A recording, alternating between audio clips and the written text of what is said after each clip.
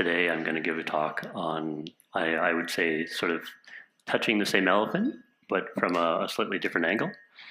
And I think, so this talk has evolved a few times. I was sort of intending it as sort of an instruction manual for life, we can say.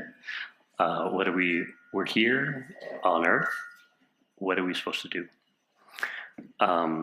Now I think I'm going to be a little bit more narrow focus, talking about enlightenment. Just going to start.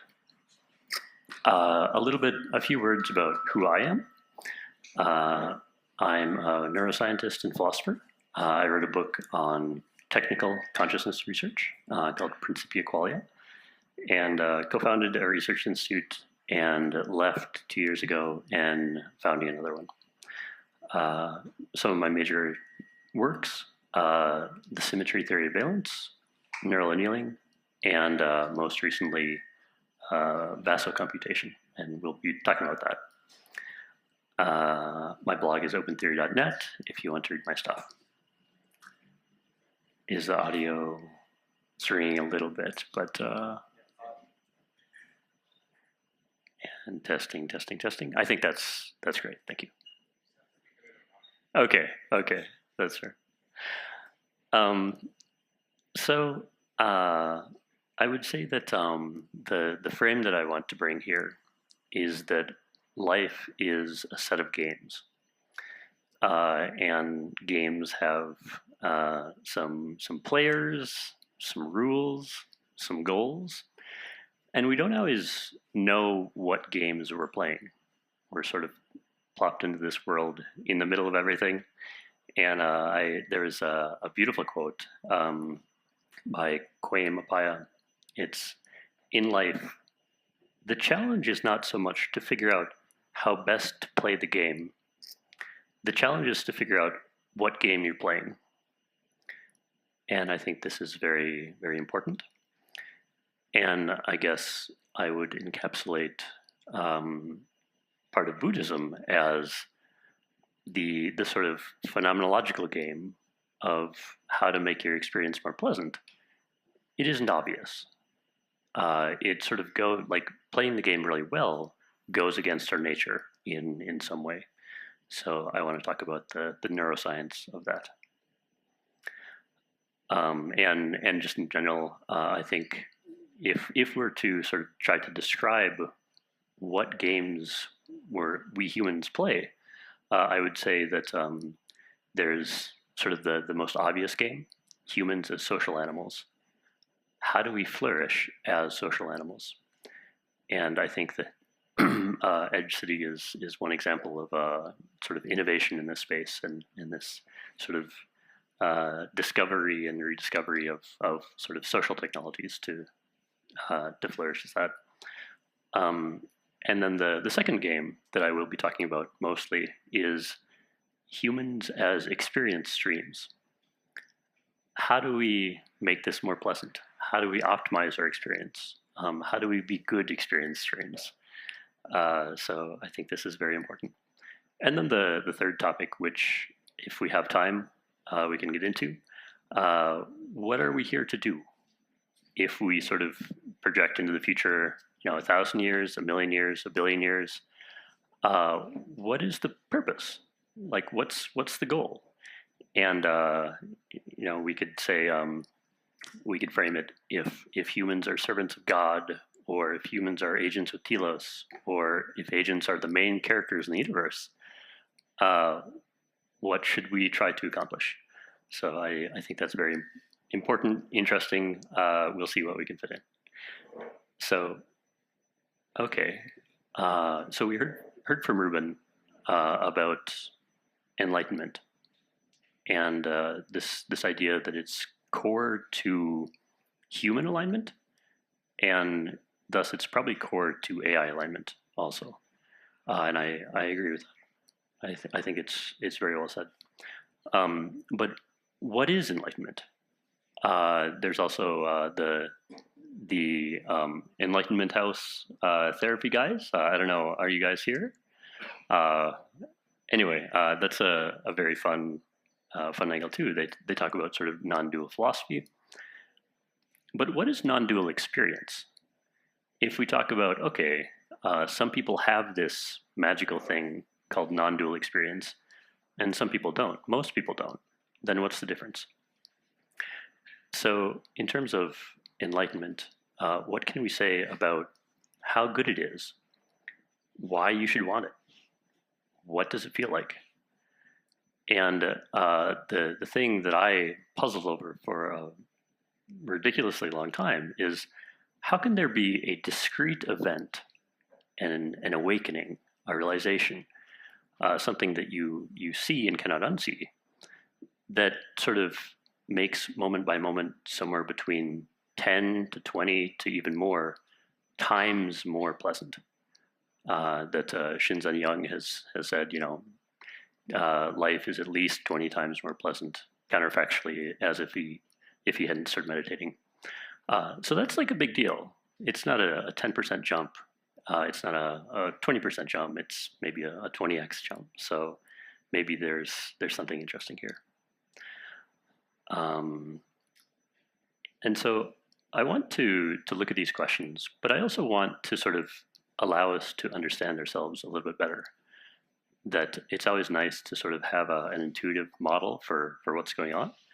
And I want to sort of offer an intuitive model for how the nervous system works. And I hope that we can all walk out of here a little bit more with a little bit more self-knowledge. So in sort of the grandest big picture sense, the goal today is a new plain language synthesis of what the Buddha was pointing at, grounded in concrete physiological mechanism at a level of description that we can build technology for. So that's a big check. We'll see if we can cash it. So last year, I posted a piece called Principles of Vasocomputation. Can I get a show of hands? Who's read this? Yes. Okay, great. So I'm going to give you just an overview here, and I'll also say a few new things. So in school, we were taught that the vascular system is essentially a set of plumbing for blood. That it just kind of transports the blood, transports the plasma, transports the nutrients, transports the waste back. Very, very simple. But the neuroscience literature is littered with just hints that this vascular system is doing a lot more than that, and that it's actually adaptive, that it has some inbuilt intelligence that is doing something very clever. And the literature calls this neurovascular coupling. And it's very interesting. Studies show that there's some statistically improbable connection between what's happening in the nervous system and what's happening in the vascular system. And I want to say that's this is the key. This is it's very, very important.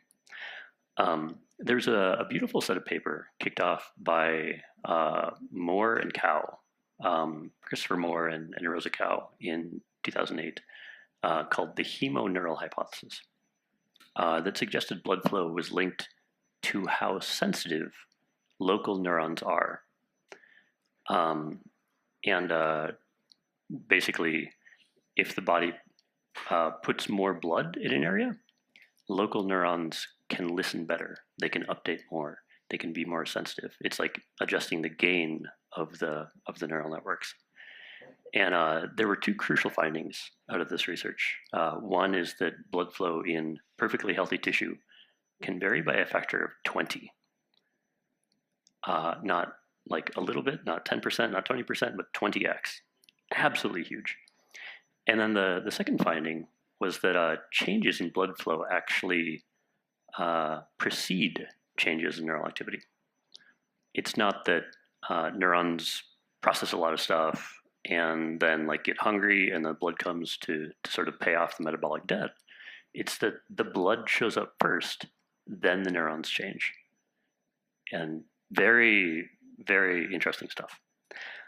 So last year I wrote a piece called Principles of Vasocomputation, combining these and a few other observations. And I think it says something fresh about Enlightenment. So here's what I think it says. So just a little bit of a primer on the vascular system. There's a layer of smooth muscle around all your blood vessels. No matter how small, there's a muscle there. And so anywhere you have circulation, you can clench, you can hold tension.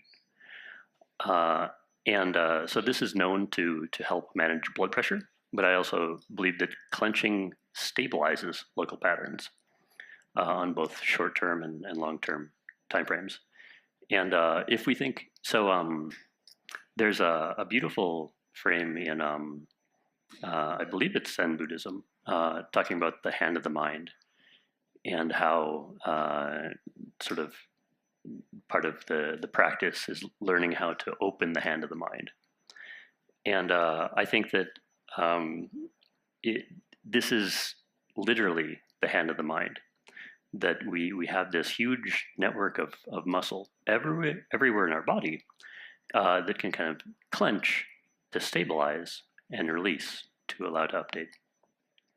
And so mental, like if you're thinking, if you're doing mental moves, it's adjustment in smooth muscle tension. And when you grab an idea, it's actually literally a physical clench. You are actually literally grabbing an idea with your smooth muscle, vascular smooth muscle. And when you release, it's a physical release.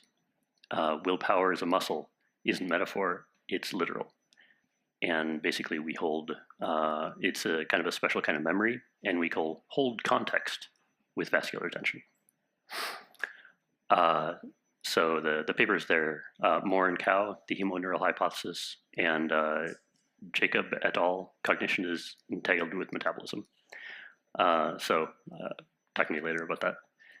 So the story that I think is worth pointing out here is that, first of all, the anatomy is very, very simple. We can sort of hope that someday enlightenment is today too hard to even speak about. Maybe we can sort of have a far mode. It would be nice to figure this out eventually in 1,000 years, in 5,000 years. But I actually think that the fundamental mechanics are very simple. You have vascular muscle, and you have nearby neurons. Clenching the muscle prevents the neurons from updating.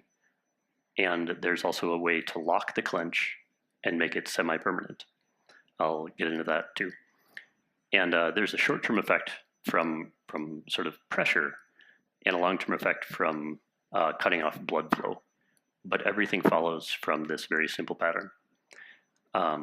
So I want to sort of explain how I think the body uses this. It's a very simple mechanism, but I think evolution has been incredibly clever with how it's been using this.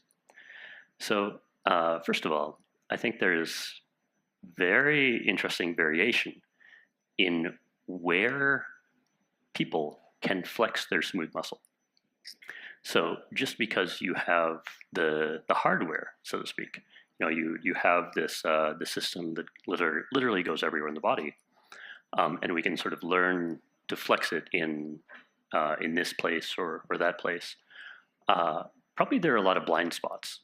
There are many places that I can't flex my muscle, but you can, and there are many places that I can and you can't. And so I think this is a truly interesting driver of human variation, and I think actually aphantasia arises from this. Just a few words as to how precise the body can be with this, with where to flex, where to release, where to allow blood flow, where to prevent blood flow. So the precision that the body can selectively direct blood flow is somewhere between, like studies show, between 100 to 400 micrometers. And if you think of this in terms of voxels, does everyone know what a voxel is? It's like a 3D pixel? Okay. So basically, if you were to say, okay, we have voxels that are this size, 100 micrometers or 400 micrometers, then how many of these fit in the brain? And you get something like 21 million to 1.3 billion. So it's not just we can clench in a thumb-sized area. It's we can clench in a truly fine-grained sense. And I think that much of what we call education, much of what we call mental development, is learning how to clench in very precise ways, how to stabilize in this microregion or that microregion. And of course, if your brain is sore after reading something or thinking about something difficult, I think it makes sense. It's literally a muscle that can get sore. And so, if like I always get incredibly excited about explaining human variation in terms of kind of concrete science. And we can say, okay, well, I'm bad at directions. Well, we could diagnose that you don't have clean vasomuscular access to your parietal lobe. But if you work at it, if you do exercises that sort of try to squeeze that muscle over and over and over, you will get better at it. So that's the story that I would tell about the hand of the mind. There's also this other feature of smooth muscle. So skeletal muscle, pretty simple stuff. It can contract, it can relax. Smooth muscle has a third setting, we can say. And this is called, it has something called the latch-bridge mechanism. And basically, when a latch forms, the smooth muscle locks itself shut. And this is well studied in the abdomen and in the bladder and in sort of blood pressure modulation. But if we think back to sort of the very, very, very fine resolution, 21 million to 1.3 billion, sort of, I'm calling this vascular addressable units, then that's huge. We can sort of start to program ourselves with selective tension. Where there is tension, there's reduced dynamic range. Where there's no tension, there's full dynamic range. And I think that this is literally the body's programming language.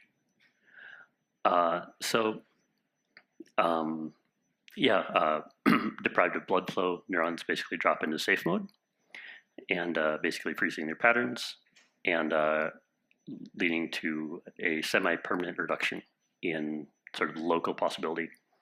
And if we think about, okay, trauma, holding tension that you can't seem to release, or in the Bayesian frame, a strongly held prior that you can't sort of release, I think it's exactly a latch in your vasculature. I think, and here I want to sort of engage with what you said and just offer a frame. This is very mappable. Like I'm not necessarily talking about like things at the computational level, like the nervous system makes predictions, or it's like something a little bit more abstract. But no, I think that these latches are very discrete physical things. And in fact, so you could make a map of where you can clench by just sort of running a person through a set of tests, like try and think of this, try and think of that, do this math problem, do this physics problem. Can you draw this painting, etc. And if you give enough tests, then you can figure out where they have access to stabilize patterns in their brain, if you can sort of watch the muscles work, and where they don't. So I would expect that if you have aphantasia, you don't have vasomuscular access to like the low tier physical or like visual parts of your cortex. And then secondly, this idea of latches, that you can measure blood flow in the body, and if there's a black hole, if there's a dark spot that only a trickle of circulation gets to, well, and especially if you compare it to the average, and for other people they have more circulation there, probably a latch. But likewise, you could use, so you can do that with Doppler ultrasound. You can do that with fMRI with contrast. You can also look at differential density, that clenched muscle will have a different density than relaxed muscle. Likewise, you can look at metabolism, that like a PET scan or whatever, you can just see, okay, these neurons are just not using a lot of ATP or something like that. So I'm incredibly enthusiastic about this, although like I see it as a fairly simple neuroimaging problem, but somebody does have to do it. So yeah. So let's take this thing that we've just described and apply it to awakening or enlightenment. And I guess this part of my talk is enlightenment is muscular. When we're born into incredible sensory chaos that William James calls this blooming, buzzing confusion. And things are just happening. It's like a huge dose of LSD all the time. And it's hard to navigate. And one of the crucial tools we have available to us is clenching our smooth muscles to stabilize patterns. And we sort of build out our map where we can clench. And of course, our bodies also sometimes decide to hold these clenches and basically glue them shut to create latches in certain networks. And maybe it decides it found a really good solution and it's just worth locking that in. Or maybe something really bad happened and the body just decides, I'm never going to let that happen again. And it latches the network and sort of restricts certain parts of the dynamic range as unsafe, something you can't be trusted with. And I think that latches and fear are very, like they go together. So as we grow, and we can say as we develop a sense of self, we accumulate these latches. And I suspect that it's a mix of reinforcement learning, and we can say reinforcement learning from human feedback to adapt. Foucault talked about how humans sort of enforce norms on each other, sort of a distributed thing.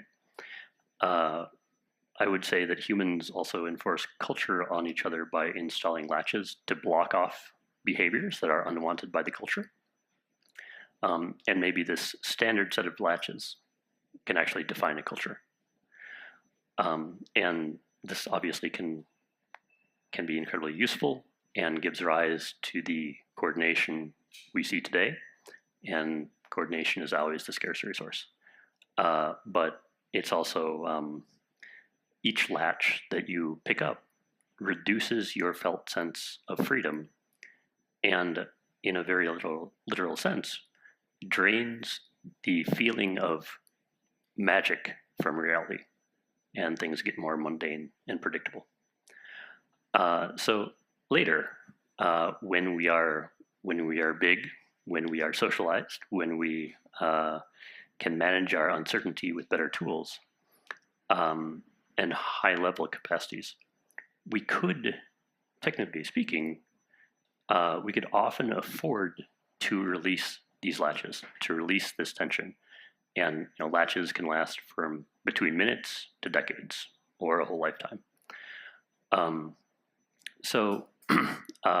the question is, well, how do you release your latches? And they're a bit sticky, unfortunately. The body the body has memory, and it created this memory for a reason, and it doesn't necessarily want to let go.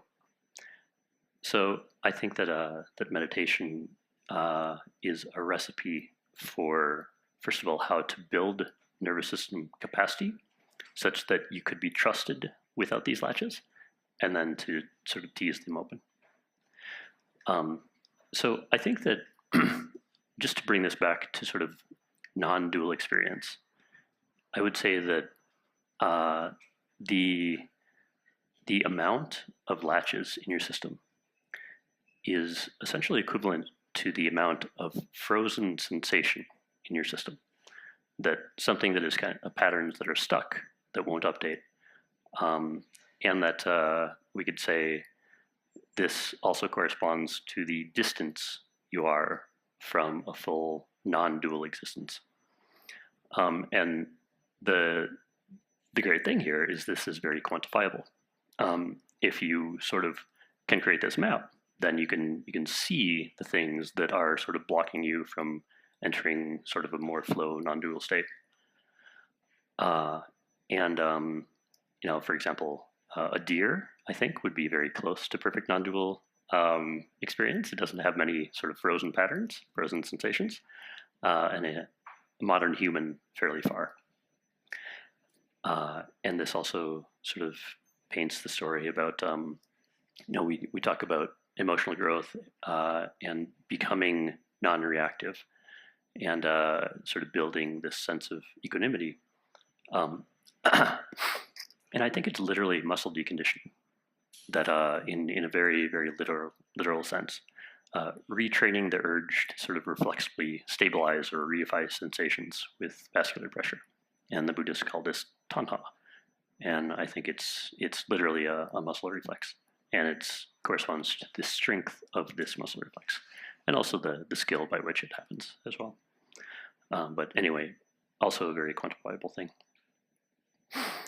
So the story that I want to tell about what is the game of optimizing experience. You know, we have this system, we have this nervous system, and sort of how do we, what's like winning the game, we can say. And probably that's like a bad frame, but it's at least narrowly accurate. And I would say that I would offer that one of the core goals here is to regain the phenomenological freedom and sense of magic that you lost as a child as you sort of built your predictive models, as you latched certain patterns in your nervous system. And of course, first sort of building enough, I'm calling it nervous system virtue, to sort of handle that freedom. This is not necessarily a thing that happens by default. And then sort of tuning down this sort of tanha muscle reflex. And then also, I would say a counterpart to this is systematically training the capacity to flex more of your smooth muscle, to stabilize more complex and more subtle things that you know, we're born, we don't know how to stabilize anything. We reach 3. Okay, we're like getting better at like I know this concept and I know that concept. And then, okay, you know, you finish your PhD and you can like very, very precisely stabilize a lot of technical terms and like feel them. So it's just kind of, we could frame this as if there's the hand of the mind that corresponds to this spider web of blood vessels throughout your whole body, then by training, you can increase the number of fingers on the hand of the mind that you can use at once, and where it can flex. And maybe we can build a new science of psychometrics around this.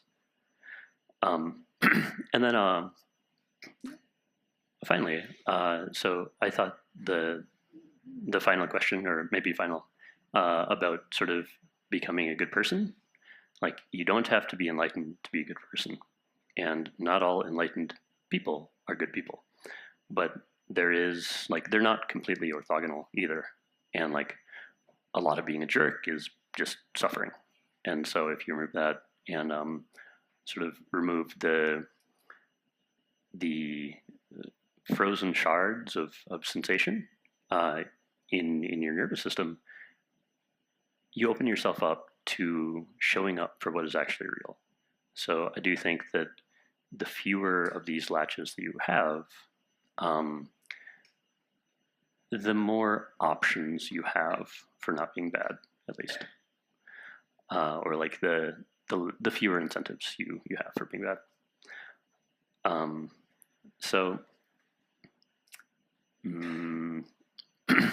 What does this mean for neurotech, we can say? And I think that if someone figures out how exactly to pop smooth muscle latches with transcranial focused ultrasound, it would change the world.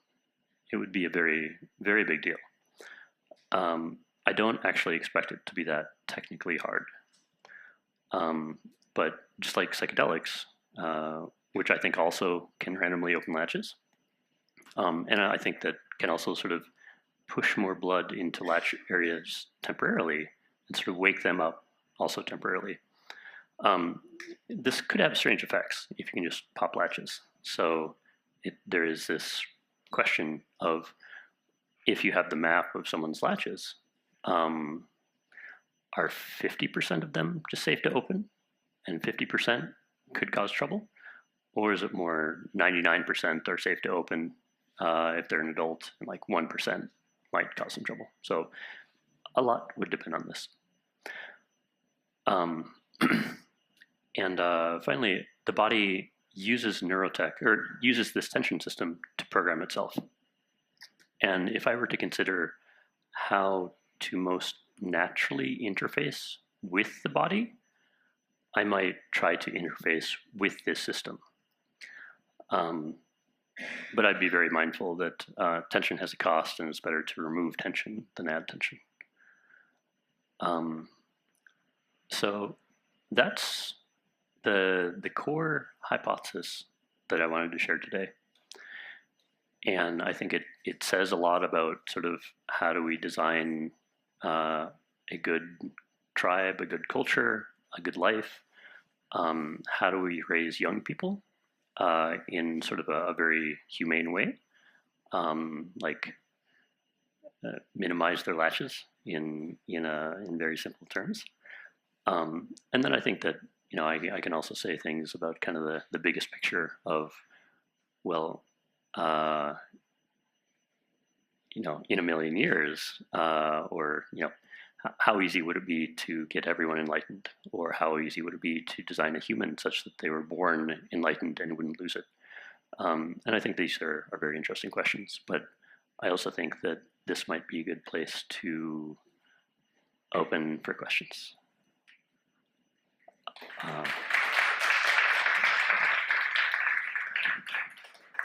Yeah.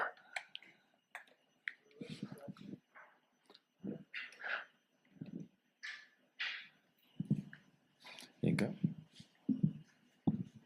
Mike, before the question, very cool. The somatization, the principle, very cool. Thank you. Thank you. Are you aware of Nordenstrom's work with closed biological circuits? The principle that there's a regulatory bioenergetic system that runs in the vascular wall. And you're shaking your head, yes. To me, it's highly complementary. It may be just two views of the same system. Thank you. You know, thanks for getting us out of our head and into our body, which is our whole mind. Thank you very much. Nordenstrom. Okay, great. Let me just make a note of that. I want to make sure to follow up. What was the name? So I've got a big fat book. I'd be happy to gift it to you. Oh, wonderful. Great. Okay. It's also, I would say that William Reich, with his sort of orgone energy and armoring, sort of is touching the same elephant, I think. Fantastic talk, Mike, and I look forward to many conversations drilling extra deep. But for here, just a comment and a question. First of all, comment. it feels like right now, in sort of when it comes to skill formation, memory formation, prior to this theory and the one that was also mentioned, maybe other theories, there was sort of like we have a lot of data at the top level and some sort of higher level theories, sort of like at the level of what Darwin came up with when he came up with his theory of evolution at the time. But he knew that there was details that needed to be filled in for the actual physical mechanisms. And then, that finally got filled in with DNA, Watson and Crick, et cetera. And this feels like a great example of filling in the detail. And then it can unlock now that we're at the very physical level, then it can unlock a spate of innovations. And that's very exciting. And my question is, this seems to be a very useful for explaining skills and biases and values and so on. Do you believe that, or is it possible that it could also go to one level lower for specific memory, like one bit at a time for like, what's the capital city of Florida, that sort of thing, because in electrical engineering, you combine a couple latches, you get a bit cell, right? And that's this loop that just remembers a bit. So what level, is it possible, or what level of fidelity of memory might this be, have the capacity for? Yeah, that's a great question. And I would say that Warren had a good, really good question the other day about sort of do sensory judgments deal with latches? Like, can you can part of your sensory input circuitry get latched such that you sort of preferentially interpret things as X instead of Y? And I think that's yes. So I do think that basically anywhere you have neurons can get latched, and anything that neurons do can get latched as well. I mean, maybe it's harder to latch things that are very, very close to a major artery because they're just going to be huge amounts of blood flow. You can't starve those neurons of blood flow. But yeah, there's a lot of networks that could be. Yeah. Thank you, Mike. So I have a question kind of about almost like an interpretability problem for this. You suggested, the open question of what percentage of a person's latches would be safe to pop open, right? Yeah. But I also wonder, should we necessarily try to understand how each latch relates to the person's web of priors?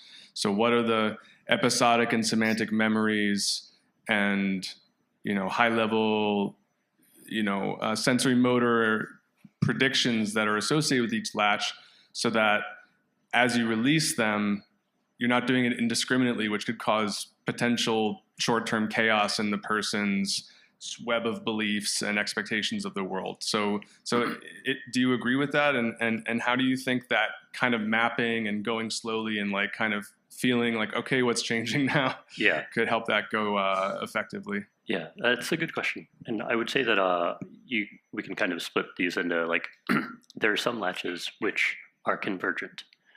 And I think the 4-path model suggests that, yeah, there are these really important networks that get latched pretty early on, and they're pretty much the same across everyone.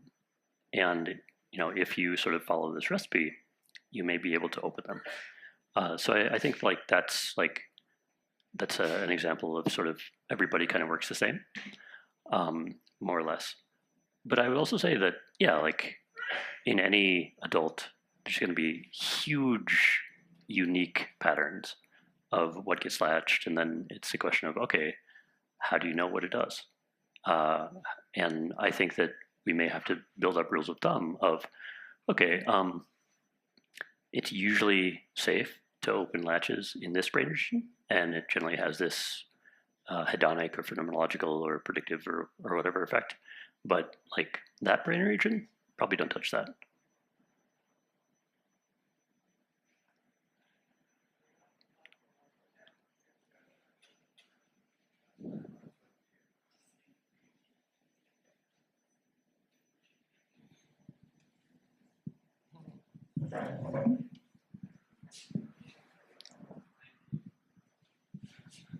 Thank you for your sharing, Michael. Actually, I'm from China, so there are some traditional Chinese medicine, especially just now you mentioned the blood and the muscle, so like acupuncture. It's kind of like something, if you feel somewhere very painful, just take out the blood from that way. Sure. And if you feel some like you feel headache, just like press this way. Do you think it can be very scientific? Because in past, it always be experience. Sure. So I think that it's obvious that traditional Chinese medicine knows a lot about the body and knows things that sort of Western mainstream science does not. It's always a struggle to update the way we talk about the body. And so, if we talk about blood vessels and neurons, it has different trade-offs than talking about like energy or chi or humors or whatnot. And so I'm always interested in combining, like, I guess I have a friend who talks about naturalizing Wu, of like taking kind of frames like Chinese medicine, like Buddhism, like energy work, and sort of trying to put it in a Western frame without losing anything. And that's a very difficult problem, but I do think there's a lot to be learned. Thank you. Two more questions there.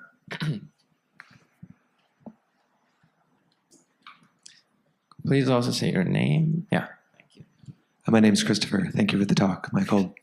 And my question may or may not be out of scope for what you're looking to discuss here, so feel free to just pass on it. But a few times in stuff you said in the talk, I got the impression of sort of at least an implicit deontology of pleasure, like that pleasure was valuable, worth pursuing, maybe good. Sure. And I'm curious for you, is pleasure a sort of terminal value that is phenomenologically self-evident, or is it something that you think is good or worthy of pursuit in the context of some other sort of larger scale ethical system? And if so, what is that? Yeah, that's a great question.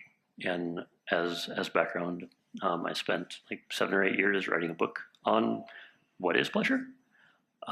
So it's a topic that is near and dear to me. I would say personally, I aim to live my life in sort of a virtue ethics frame, that I think that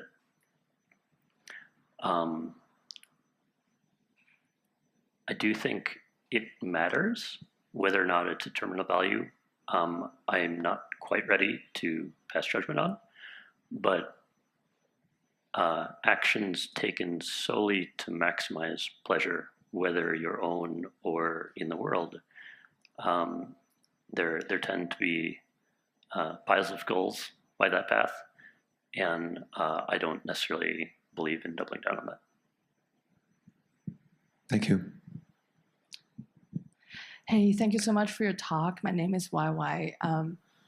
I liked the lady brought up the example of acupuncture. I just want to, since you mentioned qi as well, and I think how these ancient practice, not only from China, also from other cultures as well, who through dedicated interoception kind of become more attuned with how they naturally feel is actually an inherent knowledge that we all have to, learning to identify how each thought is a qi flow in which part of the body, and how and I just see it's very interesting to identify the parallels between how you can see, how you can come to realize by introspecting inside, and what you can learn by understanding the body, or even studying the body as an object almost, because everything's filtered through the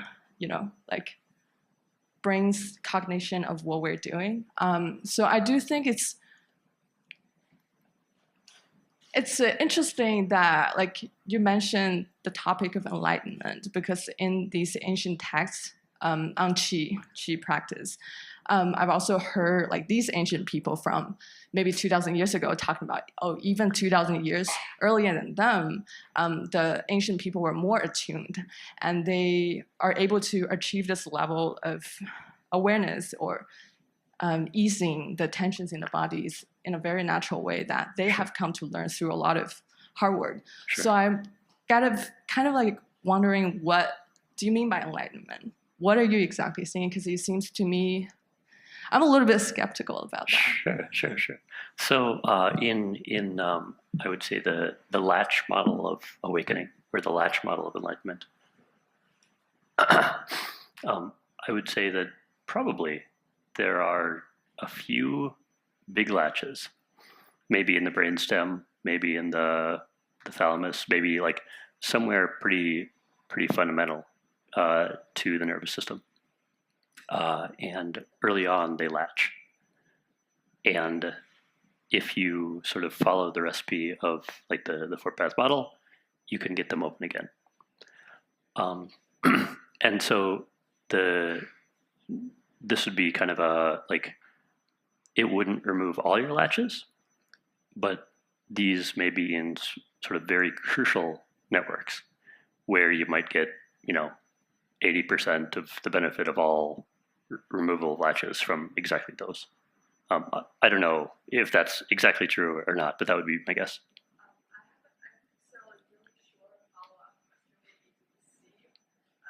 People at a particular era share like similar set of latches as a result of the particular social structure or the culture that we're in, or the technological conditionings that we have been received. I would expect that, and I would actually expect that we probably carry a lot more latches than people did 2,000 years ago. Modern life, you just have to sort of be able to hold stuff in your mind. And the sort of capacity to free sensations is really important. It's more, like, relatively more important for living life. I also suspect that to some degree latches may run in families. That if you are, I like the frame of you are the average of the 5 people you spend the most time around, or your nervous system becomes the average of the 5 nervous systems you spend the most time around. And excuse me, if everyone around you sees the world in a certain way, and you don't ever get exposed to different ways of seeing, different ways of being, your nervous system might just decide to latch it. Like, okay, that's the solution. Let's just go with that. So, which can be good, can be bad. Thank you so much. Well, Thank you. Okay, I think we're out of time. Really grateful to Mike and all our other speakers. Thank you.